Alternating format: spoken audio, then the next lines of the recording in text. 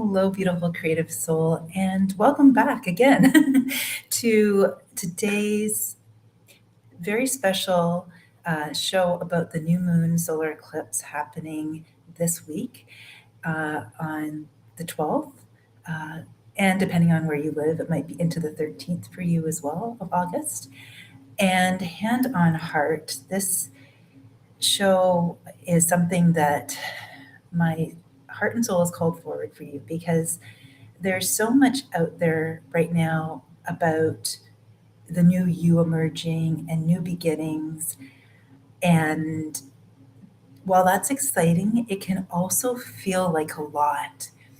As a sacred self care coach, I am here today to offer you, I just felt so guided to do this, the divine declaration, sacred self care vows that my intention in sharing them with you today will offer you a way to focus your attention and energy as the new is emerging to reassure your body of form and your mind of form that all is truly well and everything's okay. So that no matter what comes up, because when we're going through an identity shift, when we're going through a transition, there are going to be moments, it's unavoidable, of discomfort. And the key is to sit in the discomfort, the emotional discomfort, the physical restlessness, the mental, um, you know, loops that we can sometimes find ourselves getting attached to, because there are all these different multidimensional aspects of ourself, as you know, or you wouldn't be watching this show, that can intensify sometimes the experience, you know, and then it can affect like a kaleidoscope how we choose to look at it and the meaning we make about it for ourselves, and whether we follow through or whether we start to kind of go back into old holding patterns with ourselves because I almost want to say misinterpret what's actually going on and get bogged down by it again. So this is near and dear to my heart because on my own journey, so many times I've had to really learn how to create some space between um, who I think I am in the present moment and the thoughts I tell myself and the emotions I feel about myself and the responses from my body, and be able to witness it from that neutral place inside of myself and just see that as information rather than and feedback. If it expands me, if it brings me more joy, if it invites me to feel lighter and brighter, and we've got the Zeta gas going by and behind here. um, if it offers you that, then you know that's something to notice. And if it kind of pulls you back down into emotional states of restlessness, anxiety, fear, because you're stepping into something that feels, looks, and seems different or new, this is when the ego mind can really kick in, and that momentary excitement that gives us that oomph to kind of go forward. Then there's this other part of us that almost like wants to like put it back in the box as opposed to flattening out the box and just moving forward with this new timeline, this new state of being, this new frequency of hope and optimism and love. You know, at the end of the day, on this new moon solar eclipse, and there's also the Perseid shower to that day. So it's like this trifecta of energies that are really, and again, we're in the Leo energy, which is all about the courage to step forward and be your authentic self and let anything that is not that no longer serves you, be dissolved so that you can get to the core of who you really are outside of all of the noise, and make peace with that and embrace that and love who you are without judgment, with compassion, with acceptance. When we're going through a transition, one of the things I've noticed in my own journey and also from working with clients as a sacred self-care coach and creative midwife is that it's very common and part of the process often to, when we're going through an identity shift, which is exactly what Leo energy in this month is asking us to do. We're starting a new 12-year cycle that started with the full moon back the end of July this year. And now we're stepping into this energy that's supporting the new to come forward. It's so easy when we're going through an identity shift to want to feel like, okay, I've made my decision. This is who I am. This is the direction I want to move in. And then we kind of expect it to happen immediately. And that's just not, even if we make a decisive action to, like, say you make a decisive action to leave your job or to start something new, okay, that can feel immediate. And so the mind works a little more quickly than your body does. And so you'll put your flag in the ground and say, okay, I'm making my decision today. I'm going to be a conscious co-creator. I'm going to step forward. I'm going to take that passionate action rather than waiting passively for life to kind of push me in that direction more abruptly, which often can be a choice too.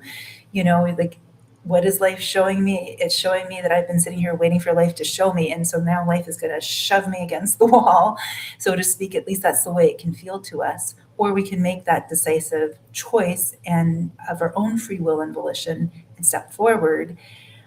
There's a bit of a lag time with our body of form, with our nervous system, with our emotions. And this is where we need to hold compassion for ourselves during times of transition, when we have the courage to step forward into the new and to really know what is for our highest, because we're here now in the present moment. And often being here now in the present moment means facing the joy, the excitement, and the undertow that can be there at the same time. The old resistances, the old stories, the old wounds that want to keep recycling themselves in this now moment as we decide to step forward. And this is where it can kind of create this tension between the poles. I'm not sure if you caught my 888 portal video. I've been really inspired lately after a hiatus and deep sacred self-care rest in July. I've done 3 shows fairly close together because I just really felt called to. And in that video, I talked in much more detail about the Trinity energy that really was present on August 8th.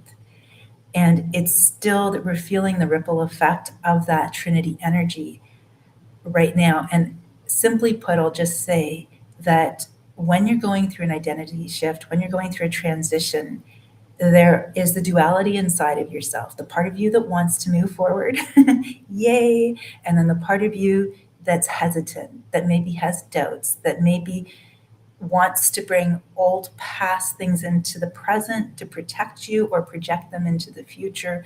So there can be this tension between the poles, which can lead to like an inner conflict, which nulls and voids your intentions or sabotages them if you allow it.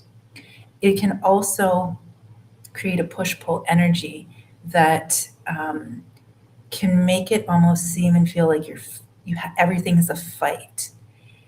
And what I'm here to offer you today, which I'm going to share with you in a moment, because today's show is going to be much briefer, is 7 divine declarations you can use this week as you allow yourself the grace to come home to yourself. And what I mean by that is allow yourself the grace to create some inner spaciousness by creating some outer spaciousness in your life. This might look like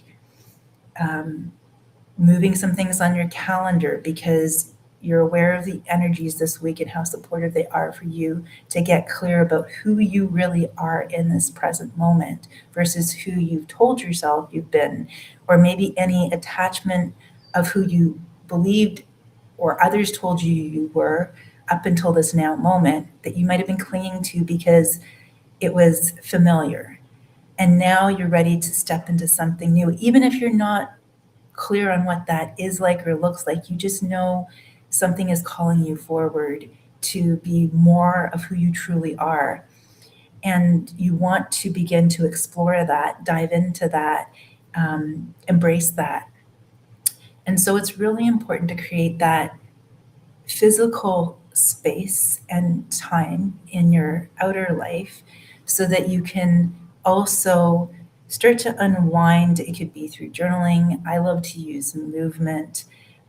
When I'm moving as a chakra dance facilitator, I find that whatever naturally wants to bubble up to the surface in my awareness will do so in the right and perfect amount that I can handle in the form of images, memories, insights. And it's such a lovely, gentle process for making the subconscious conscious. And then even being out in nature, maybe meditating, you know what works for you. The key is to really highlight, underscore the gift you're giving yourself by saying yes to restoring the sacred to your self-care, making it a non-negotiable, making it priority number one, and understanding that you're worth it, understanding that the world and everyone you love and care for in your life benefits from you saying yes to your self-care this week. If we intellectualize this process and only try to figure it out the way we've often been programmed to do, mentally, logically, rationally, linear, sequentially, you will pinch off access to the source, the divine source of all that you are, the divine creative source of all that you are. Whereas if you open yourself to the possibility, the infinite possibilities of reconnecting with the divinity within. And what this means in a practical way is placing your hands on your heart, connecting your breath, breathing in for 4, holding for 4. 4 is perfect balance in ascended numerology. And then exhaling for 8. And then pausing again for 4. And repeating that, I'm hearing 4 to 8 times. And as you do that, allowing a smile to form on your face, because that reassures your body of form through your vagus nerve that all is truly well. The key with restoring the sacred to your self-care is while all this kaleidoscope of thoughts, emotions, sensations, and even beliefs interplay and communicate and dance with each other, at the core, in your center, is a grounded knowing that no matter what comes up into your field of awareness, everything is okay. This is what we have come here for, is to have this rich dance with duality. You know, when we're not in earthly form, we're with the oneness. We don't have the duality. Everything is one. The reason we come down here to earth is so that we can experience these multitudes within ourselves in order to grow and expand and know ourselves on a soul level, not just a personality level, a soul level, connected to spirit, connected to divine creative source itself, expressing through us in this now moment. I see it as almost like that life jacket or line that we have, like an oxygen tank line or something like that, that when you the more you can nourish it and nurture that connection daily, in simple ways. And then at gateway moments like this week, perhaps by offering yourself the gift of setting the intention to open a little more time and space as sacred through ritual or just through simply being. One of the things I really want to emphasize before I share the divine declarations with you is sometimes we can overthink these gateway moments. And again, it's not about doing more, it's about being more. It's about simply being here in the moment. And that's where hands on heart, breath, just focusing on your breath, focusing on your heart center, relaxing your body, feeling into your body. And what also helps too, the heart brain coherence is a heart math building personal resiliency licensed mentor, focusing on something that you feel grateful for, because this is also your life jacket. When you commit to showing up for yourself in this profoundly meaningful way outside of all the noise, so that anything that feels like noise as you're being present to it all can dissolve. Because in the frequency of love, anything that is not that will fall away naturally. You don't have to make it go away. You don't have to try to get rid of it. It just will dissolve. It's illusion. Because love is such a high frequency. It's the safest place from which to do this inner work. And it's not about reliving trauma. It's not about reliving the hurt and pain. And, yes, we want to embrace the shadow as well as the light.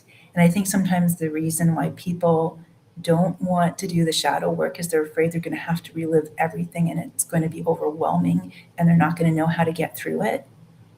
When you do look at what naturally wants to come up through the lens, through the vibration, through the frequency of love and reverence for yourself, and you develop a confidence, a spiritual confidence that you can hold that space for yourself, you create that safe container so that whatever does bubble up, it won't overwhelm you. And of course, you can always work with someone. You can have someone there to walk beside you. That's what I do as a sacred self-care coach, so that I'm sort of like that, safe buddy, so that I can amplify that container as you learn how to hold it for yourself and strengthen it for yourself, so that eventually you can ride off into the sunset doing it for yourself on your own and realizing you've always been able to. Sometimes we need that person, and it's an honor and a blessing to be that person in your life if that's something that you feel would be helpful and supportive. Because right now, I feel like the authenticity that wants to come through in this gateway moment is, and I put this in the show notes, we can get a lot of things in this modern world confused, that, belonging is about fitting in to what other people are doing out there, that going along with the crowd is the same thing as intimacy, that, conforming is the safest place to be. And the reality is, really and truly, at least what I've been learning along the way, is that the safest place is in your heart. The safest place is where you're online with the divine and creating the inner and outer spaciousness daily in simple ways. There's so many ways you can do it to deepen that connection with your divine creative source of all that you are, and give yourself permission to express. Learn how to hold space to really see yourself deeply. That's very different from the visibility of social media of how many people are seeing my stuff, versus the soulful, satisfying experience of just seeing yourself with compassion, with curiosity, rather than judgment, rather than comparison, rather than competition, rather than scarcity, rather than fear. This is what sacred self-care is about.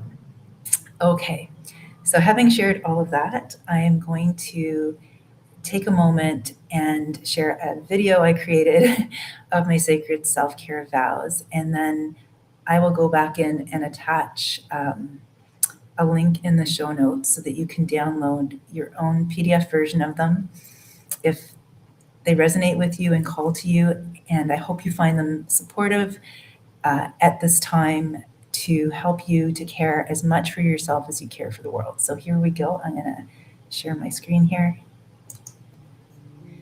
Divine declarations and sacred self-care vows. I am supported. I start my morning with a daily practice that helps me to ground and sustain a loving connection with my divine presence, promoting inner and outer peace as I move through my day. I am nourished. I lovingly care for my body and partner with it through movement, healthy food, water, rest, sensuality, and fresh air, so I may receive and honor its wisdom. I am a sacred container of creative energy. I am my own midwife, and I nurture my dreams. I am enough. Joy is my GPS. I value my sacred soul gifts, speaking words of affirmation and encouragement.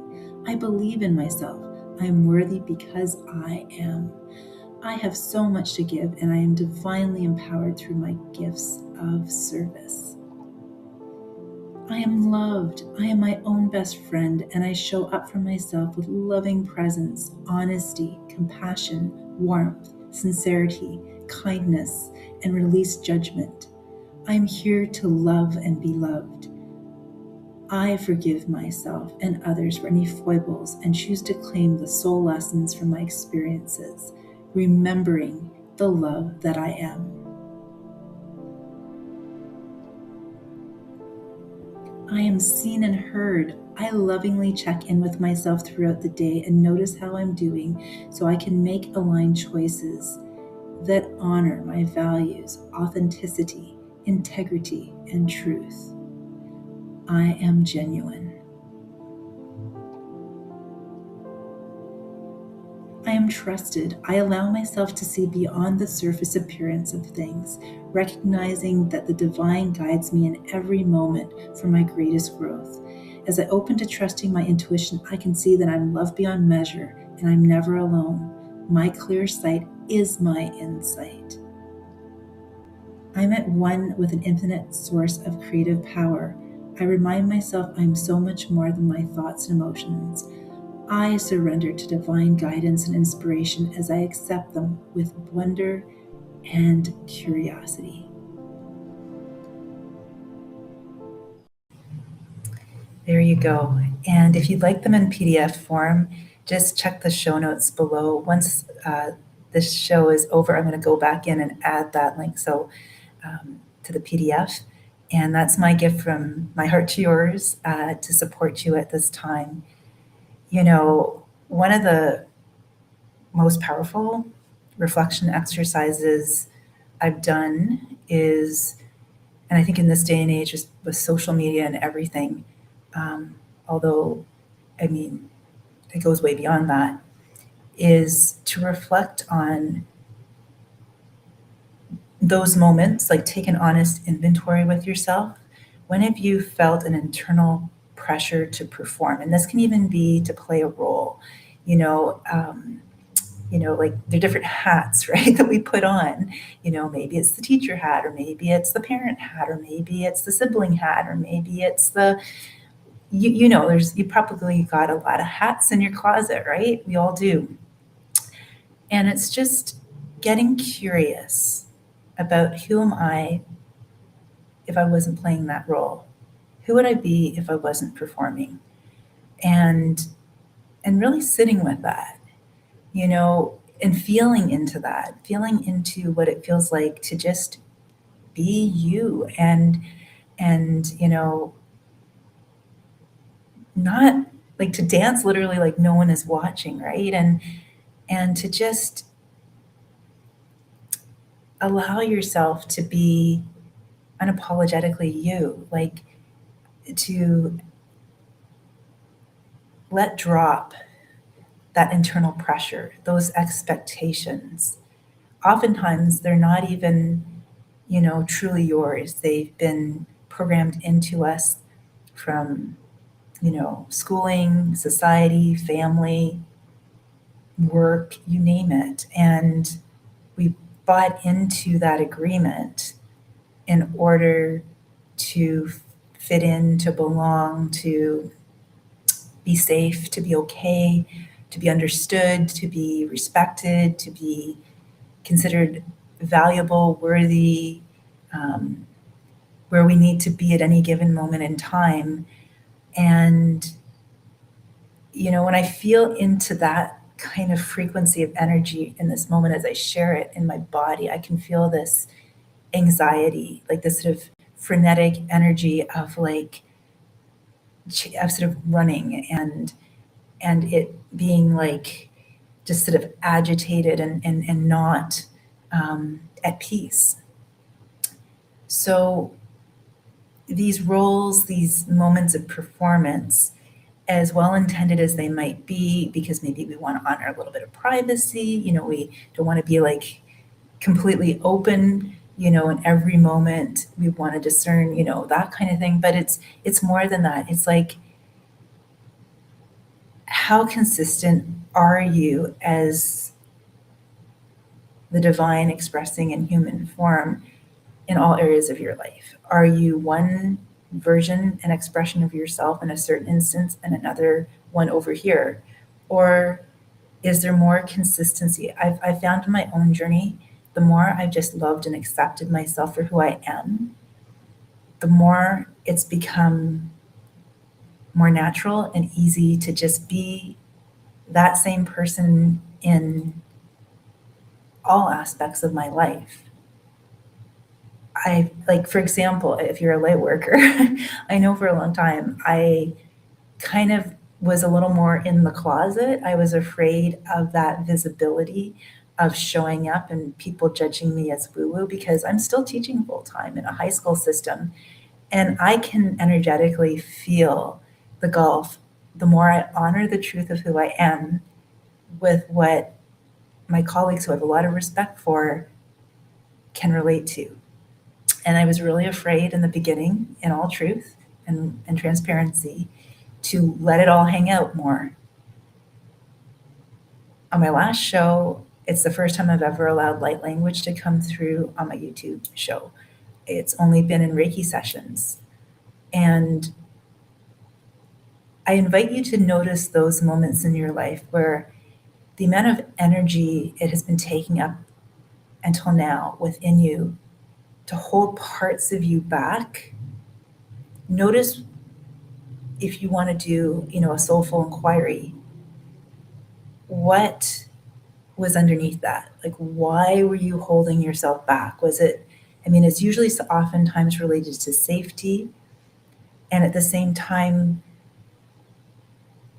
I noticed when I let go of my attachment to that belief, I was safe all along. In fact, I feel a lot safer in truth now, being authentically me, because again, it's that frequency of love.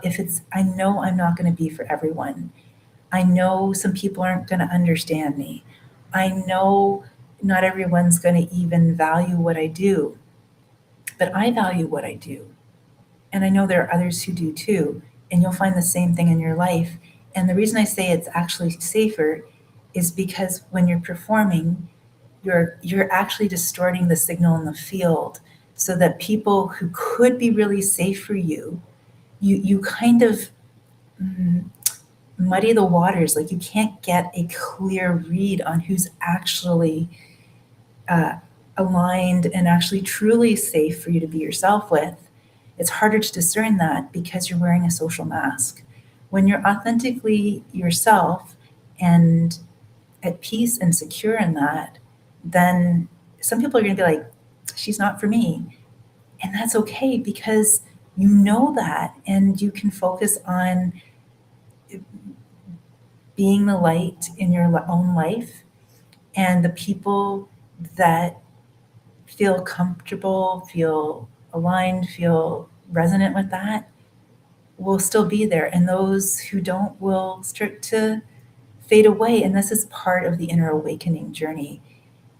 I really have learned to surrender a lot more to my need to, in the past, to be attached to and cling to things staying the same.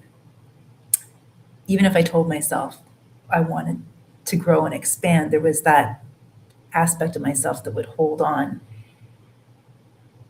And now I know that the safest place is in the heart.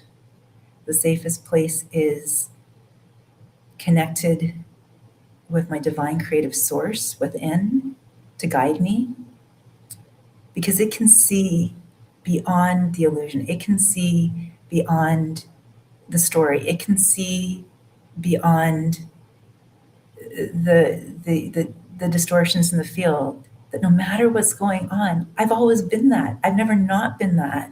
And the key is to sort of dissolve all those layers that have kind of fogged up the lens so I couldn't see that clearly. Because everything has always been well for you. Everything has always been well, even if life has had challenges, even if life has had its ups and downs. It's only ever been well. So, on that note, beautiful creative soul, I want to wish you much courage, creative courage, grace, compassion. Embrace the journey this week, because a week later, I believe it's on the 27th of August, we have, my understanding is we have another eclipse. It's I believe it's a lunar eclipse. And that's where whatever work you've been doing to care for yourself, to care for your journey this week, will make that lunar eclipse on the full moon, the end of August, that much easier, so that you're not holding on to aspects of self that are keeping you from actually feeling that safety, that connection, that reverence, that valuing of who you are authentically, so you can get on with having fun and joy and creating and co-creating and sharing your sacred soul gifts with the world, and letting it be easier, letting it be lighter and brighter. And today I love that I'm in this room where this is the lighting. I mean, look at how much light is pouring into this space here. It's pretty amazing. You are that light. You are that love. Anything that is not that is only here to serve you to remember it. Be well, beautiful, creative soul. Lots of love and light.